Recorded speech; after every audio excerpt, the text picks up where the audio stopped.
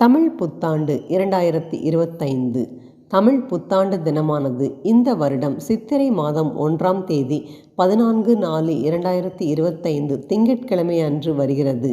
இந்த தமிழ் வருடத்தின் பெயர் விசுவாவசு ஆகும்.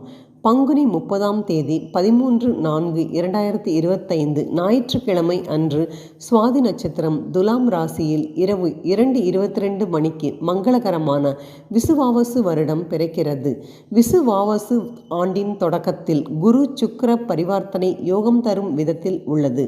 புதன் நீச்சம் பெற்று உச்சம் பெற்ற சுக்கிரனோடு இணைந்து நீச்சபங்க ராஜயோகத்தை தருகிறார். ராஜகிரகமான சூரியனும் சந்திரனும் சப்தம பார்வையாக பார்க்கிறார்கள்.